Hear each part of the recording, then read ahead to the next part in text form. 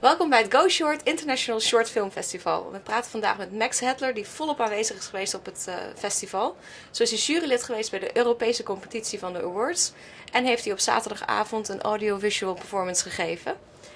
Max, can you tell me what it was like to have the performance last night? It was okay, I think. Yeah. Why was it okay? I do. I make films, and and they're very precise, and I can exactly control what's in them, and they're very short, and so it's a very precise kind of way of working. And then if I work live, it's the complete opposite, which is why I like doing it, because it kind of forces me to do something in the moment and in front of an audience, and it's quite scary. Improvising. Yes, improvising. So things can't be as controlled, which is why I'm doing it, but which is also why things can go wrong, and sometimes they work better, sometimes they don't work as good.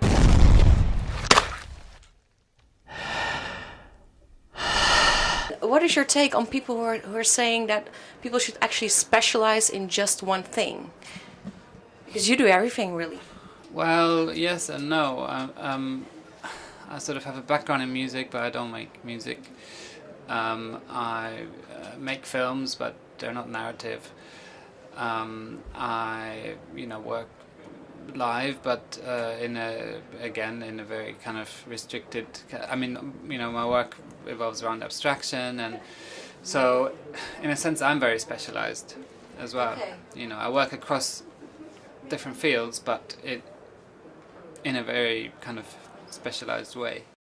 Part of that is just to do with my interests, but also I find that by kind of constricting yourself to in certain ways, it enables you to be creative within that, because my kind of main kind of field is working with animation, working with digital technologies, and it's you can do anything. Why do you think that sound is so important for visuals? It is very important because it can anchor the meaning, in the screening I've just shown, I have one film that had a different soundtrack before, and then I changed it, and it makes it into a different film, which is something I kind of enjoy working with.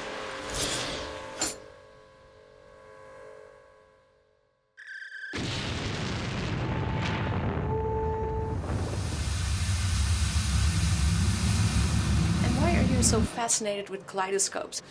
I think I'm fascinated by symmetry. It seems to tap into something in our somewhere deep in our brains, that we're attracted to symmetry. Mm-hmm. So you can kind of use it as almost like a narrative device to bring a message across. You put political ideas in your films, criticism, and your work is abstract. How do you get your message across? How does it work? Well, I have this theory that in a world that's kind of oversaturated by the same repetitive kind of media images, that if you use different kinds of images, actually